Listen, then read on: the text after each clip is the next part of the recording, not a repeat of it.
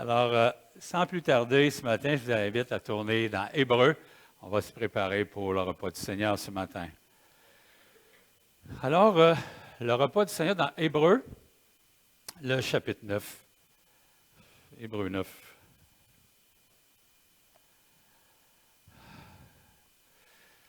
Alors, le thème du repas du Seigneur ce matin, c'est la nouvelle alliance. Vous savez que dans les dimanches précédents que j'ai eu le privilège de faire le repas du Seigneur avec vous, c'était l'idée de la joie, du retour de Jésus. Là, c'est la nouvelle alliance. Vous savez, au temps d'Israël, et même, je ne sais pas si c'est aujourd'hui comme ça en Moyen-Orient, mais on scellait souvent des alliances par un repas. Souvent, lorsqu'on avait eu une discussion, lorsqu'il y avait eu une entente, on terminait, puis on faisait un repas ensemble. Et ce matin, on a le pain et le jus ensemble.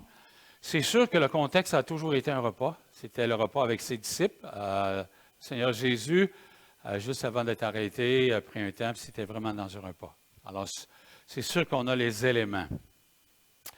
Et je dirais que l'Épître aux Hébreux aussi, il faut se souvenir que c'est un contexte très difficile. C'est probablement des Juifs qui s'étaient convertis. Et la pression était tellement grande parce qu'ils devenaient chrétiens, ils sortaient du judaïsme, qu'à un moment donné, la persécution était intense, les gens voulaient retourner au judaïsme. Et l'auteur aux Hébreux, vous savez, on ne sait pas qui a écrit l'Épître aux Hébreux, mais je vous donne une révélation ce matin, moi je le sais. Alors, je suis privilégié, c'est le Saint-Esprit. Alors, on s'entend tous que l'auteur de l'Épître aux Hébreux, c'est le Saint-Esprit. Et je dirais que dans le chapitre 9, ce qui nous encourage vraiment, ce que j'aimerais ce matin, c'est de faire la première alliance versus la nouvelle alliance. Pour voir les différences. C'est sûr que pour nous, on est nord-américains. Le temple, le tabernacle, les chandeliers, tout ça, on ne connaît pas ça. OK? En parlant de chandeliers, moi, quand je suis rentré ici la première fois, il y a presque 40 ans, est-ce que vous vous souvenez qu'est-ce qu'il y avait au mur? Il y avait 2 chandeliers. OK? Mais ils étaient remarquables. Savez-vous pourquoi? Parce que la chandelle, les chandelles, qu'est-ce qui avait arrivé avec le temps? Ils étaient toutes croches comme ça, là. Je me dis, hey, hein? Voilà 40 ans. Je me souviens encore de ça, le chandelier. C'était un chaque côté du baptistère. Alors, nous, les chandeliers, on ne connaît pas ça vraiment, toute la dimension de ce qui se passait dans le temple. Mais ce matin, en lisant, j'aimerais qu'on puisse voir la première, voir les détails, versus, puis les comparer à ce moment-là. Si vous voulez, avec moi, me suivre, chapitre 9 de l'Épître aux Hébreux, de 1 à 14, je vais vous lire. La première alliance avait aussi des ordonnances relatives au culte et le sanctuaire terrestre. Voyez-vous, là, on commence déjà à donner un élément très important du sanctuaire. Le premier, il était terrestre. Un tabernacle fut en effet construit dans la première antérieure, appelé le lieu saint. Était le chandelier, la table et les pains de proposition. Derrière le second voile se trouvait la partie du tabernacle appelée le Saint des Saints, renfermant l'autel d'or pour les parfums et l'arche de l'Alliance, entièrement recouverte d'or. Il y avait dans l'arche un vase d'or contenant la manne, la verge d'Aaron qui avait fleuri et les tables de l'Alliance. Au-dessus de l'arche étaient les chérubins de la gloire, couvrant de leur ombre le propitiatoire. Ce n'est pas le moment, je trouve ça très intéressant.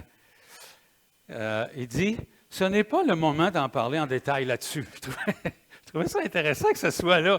C'est comme s'il ne voudrait pas qu'on s'arrête là, sur l'arche, sur les chérubins. On n'a pas le temps, là. Il y continue. Alors, hors ces choses étant ainsi disposées, les sacrificateurs qui font le service entrent en tout temps dans la première partie du tabernacle. Et dans la seconde, le souverain sacrificateur seul entre une fois par an, non sans y porter du sang qu'il offre pour lui-même et pour les péchés du peuple. Le Saint-Esprit montrait par là que le chemin du lieu très saint n'était pas encore ouvert, tant que le premier tabernacle subsistait, ce qui veut dire le sanctuaire terrestre.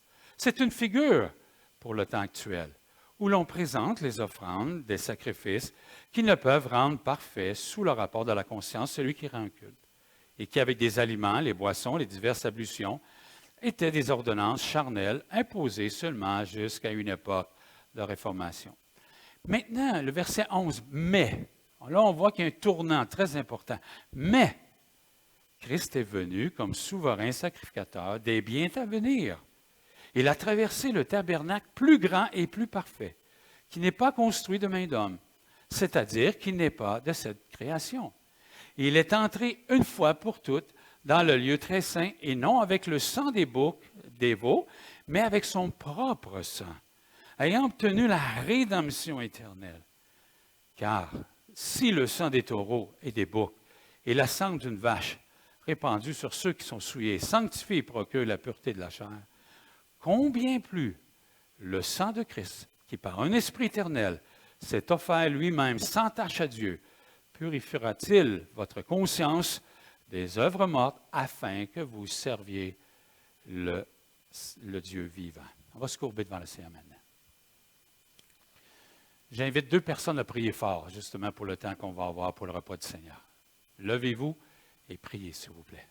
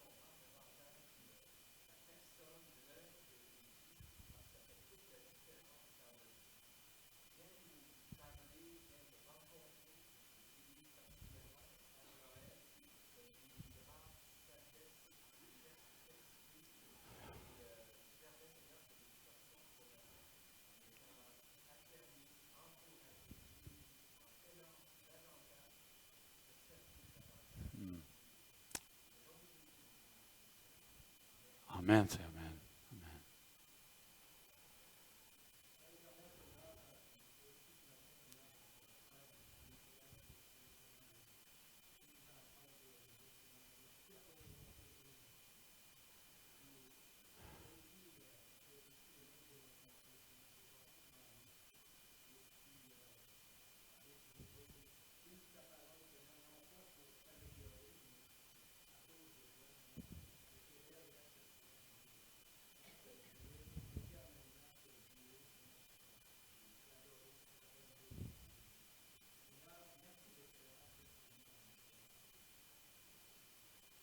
Amen. Amen.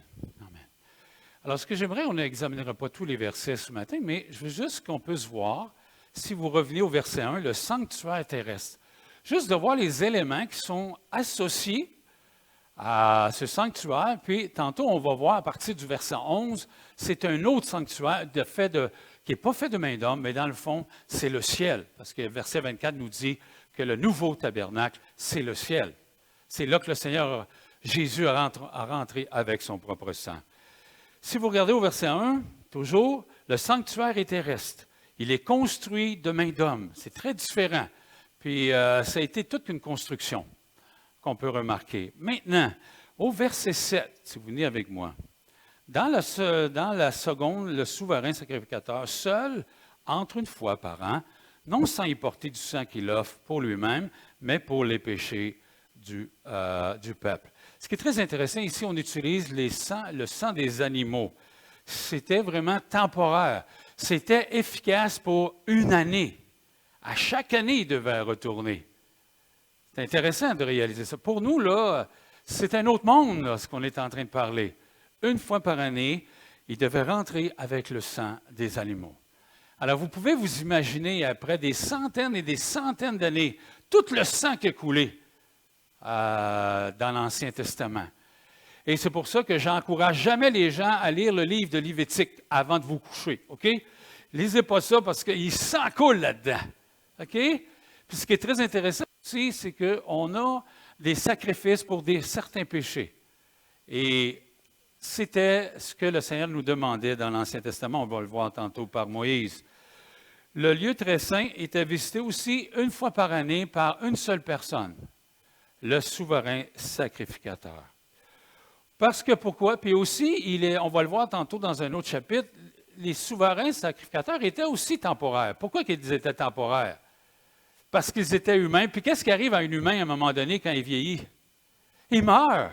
Okay? Alors, à un moment donné, on devait choisir un autre sacrificateur, grand sacrificateur, pour justement entrer au moins une fois par année. Aussi, ce que vous pouvez voir, il offre pour les péchés l'expiation. Alors, l'expiation était temporaire aussi, c'était une fois par année. Ça fait toute la différence que nous, parce que nous, aujourd'hui, quand on parle de Jésus, comme vous allez pouvoir voir à partir du verset 11, mais Christ est venu, souverain sacrificateur des biens à venir.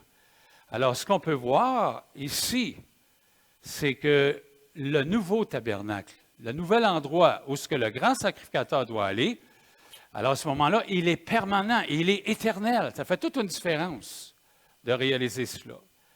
Aussi, si vous remarquez, verset 12, il est entré une fois pour toutes. C'est pas merveilleux, ça?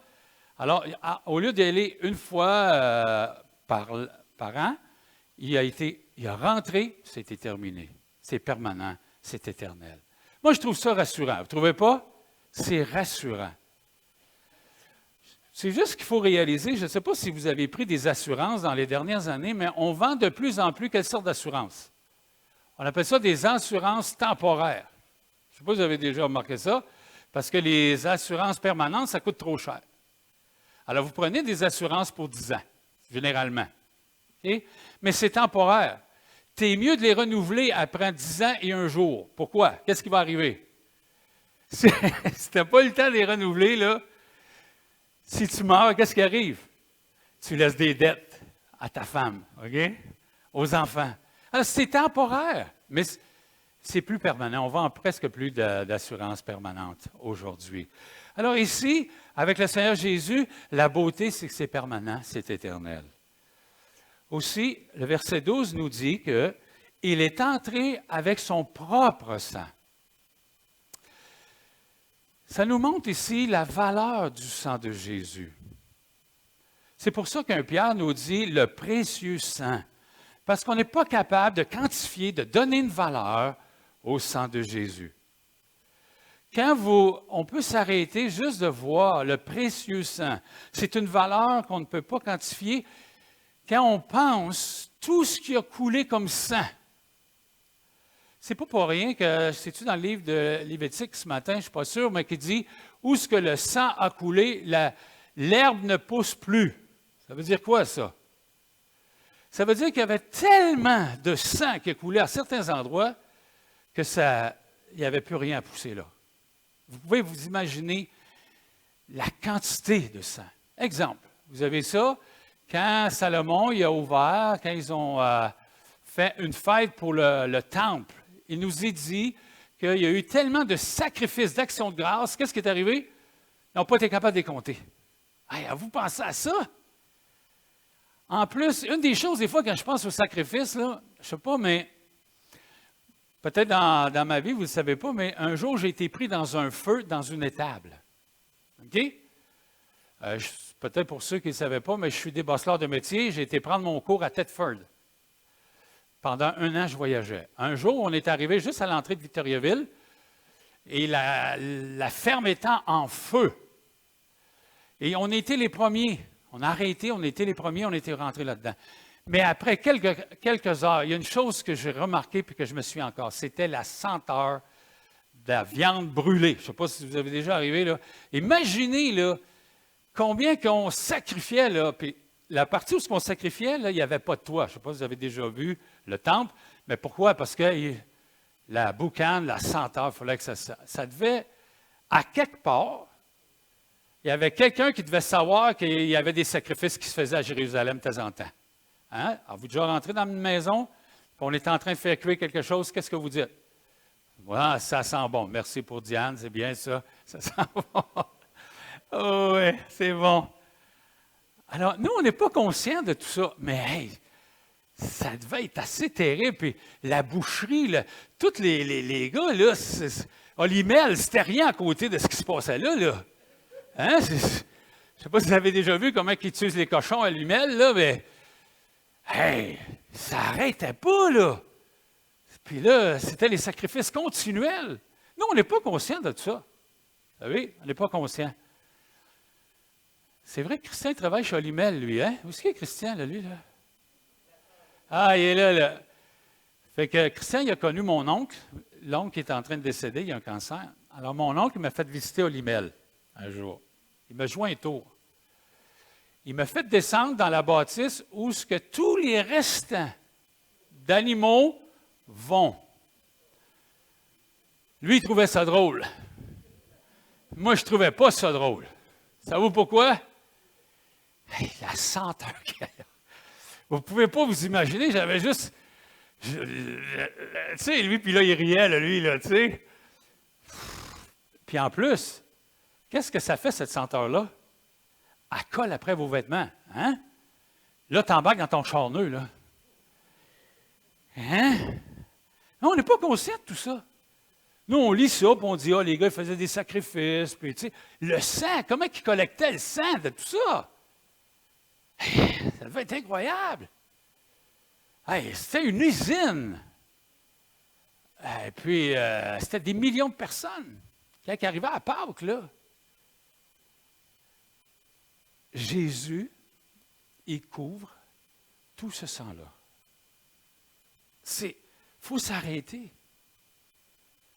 Je sais que je me répète, mais vous savez combien il y a de litres de sang dans le corps de quelqu'un? 5 litres à peu près. C'est bien ça, M. Richard? 5 litres. Alors, si on vous en enlève 3 litres, vous allez...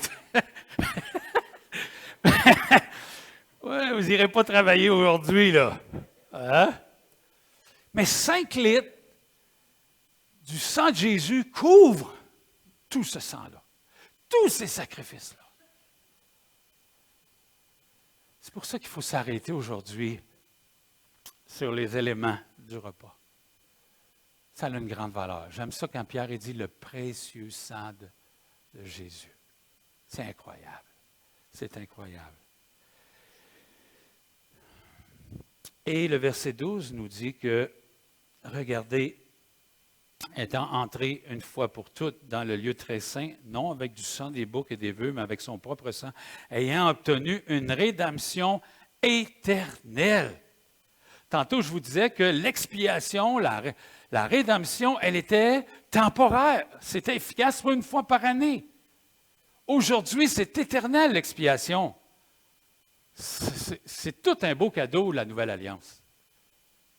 Et c'est pour ça que l'auteur, ce qu'il est en train de faire, l'auteur a fait qu'il voulait démontrer la supériorité de Jésus, si vous lisez l'Épître aux Hébreux, avec les anges, avec Moïse. Puis là, il utilise la Nouvelle Alliance pour la comparer avec la première Alliance. C'est vraiment, moi, je trouve ça intéressant, plus qu'intéressant même. Regardez les versets 26 et 7, la différence entre le lieu saint et très saint. Des fois, on ne s'y arrête pas. Or, ces choses étant ainsi disposées, les sacrificateurs qui font le service entrent en tout temps dans la première partie. Intéressant, du temple, du tabernacle. Et dans le second, c'est le souverain sacrificateur qui peut y aller une fois par année. Vous savez, quand les gens allaient dans la deuxième partie, c'était la présence de Dieu. La présence de Dieu était là par les chérubins. Je trouve ça très intéressant, ce qu'ils ont dit. Les chérubins de gloire. Les chérubins, c'est la gloire de Dieu. C'est vraiment incroyable. C'est des êtres glorieux. Alors, c'était la présence. Et puis, comme on dirait, la présence de Dieu, pour le pécheur, c'était pas rassurant. Okay? Nous, on parle de Dieu comme notre Père, on parle de Dieu comme celui qui prend soin de nous, Mais quand tu n'étais pas un enfant de Dieu, quand tu n'étais pas un croyant de l'Ancien Testament, mais pour rencontrer Dieu, c'était très dangereux. Exemple, les parents de Samson ont rencontré l'ange de l'Éternel, Dieu. Qu'est-ce qu'ils ont dit? On va mourir. Moïse, il avait le même concept. C'était dangereux. Gédéon, il dit, on va mourir. Et je peux vous dire que être grand sacrificateur, souverain sacrificateur, c'était un travail très dangereux. Pourquoi? Parce que tu savais tu savais quand tu rentrais, mais tu ne savais pas si tu étais pour sortir. OK? Et c'est pour ça que les vêtements du souverain sacrificateur sont spéciaux. En bas de sa robe, il y a des clochettes. Pourquoi les clochettes, vous pensez? C'était pour savoir s'il était encore debout et s'il marchait. Okay? Parce qu'une clochette, on entend des sons. On lui mettait aussi une corde. Pourquoi qu'on mettait une corde? Parce que si tombe à terre, il n'y a personne qui voulait rentrer là-dedans. On le tirait. Ça fait être assez spécial. Ça, là, c'est un travail extrême. Il devait être bien payé, j'espère. Hein? Hey! Moi, s'il voudrait m'engager, là, puis il dirait, regarde, tu rentres là-dedans, tu ne sais pas si tu ressors, mais on met une corde. On se dirait, c'est quoi le truc? Il y a quelque chose de dangereux, là. Mais on ne veut pas te le dire, là, mais s'il y a quelque chose, tu n'en fais pas, tu ressors. Mais on te traîne quand on va te sortir. Vous savez, dans Lévitique 16, c'était la fête des expiations. Le verset 15, vous n'avez pas besoin de tourner, je vais vous le lire. C'est le souverain sacrificateur égorgeant, où il y avait de l'aide, égorgeant un bouc expiatoire pour le peuple. Il emportera le sang au-delà du voile. Il fera avec son sang comme il fait avec le sang du taureau. Il en fera l'aspersion sur le propitiatoire et devant le propitiatoire. Verset 34. Ce sera pour vous une loi perpétuelle. Il se fera une fois chaque année l'expiation pour les enfants d'Israël. À cause de leurs péchés, on fit ce que l'Éternel avait ordonné à Moïse. Alors, c'est un endroit qui était dangereux, mais c'est un endroit qui était privilégié parce que tu rencontrais Dieu. C'était la sainteté de Dieu que tu voyais. Saint, saint, saint. Ah voilà, c'était un privilège. Ce que j'aimerais m'arrêter ce matin, c'est un des éléments qui fait toute la différence aujourd'hui, c'est le souverain sacrificateur de la nouvelle alliance. Si vous voulez tourner avec moi dans Hébreux 7, on va terminer par, après ça, on va, Hébreux 7, les versets 23. Je dirais que ça, c'est un des éléments. Vous voyez, le souverain sacrificateur, il était temporaire, les gens mouraient, il fallait qu'il amenait du sang des animaux, mais le grand sacrificateur, le souverain sacrificateur qu'on a aujourd'hui, c'est Jésus lui-même. Les versets 23 à 27. De plus, il y eut des sacrificateurs en grand nombre avec les années, parce que la mort les empêchait d'être permanents. Mais lui, parce qu'il demeure éternel, possède un sacerdoce qui n'est pas transmissible. C'est aussi pour cela qu'il peut sauver parfaitement. Ce n'est pas une bonne nouvelle, ça?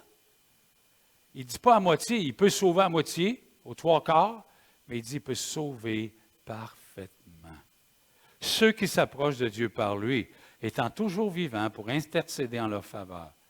Il nous convenait en effet d'avoir un souverain sacrificateur comme lui, saint, innocent, sans tache, séparé des pécheurs, et plus élevé que les cieux, qui n'a pas besoin, comme le souverain sacrificateur, d'offrir chaque jour des sacrifices, d'abord pour ses propres péchés, ensuite pour ceux du peuple, car ceci, il l'a fait une fois pour toutes en s'offrant lui-même. Ce qui est très intéressant, c'est trois éléments que j'aimerais qu'on puisse juste voir là, ce matin. Premièrement, pourquoi? Qu'est-ce qui fait qu'il est spécial, ce souverain sacrificateur? C'est que dans le verset 24, c'est qu'il demeure éternellement.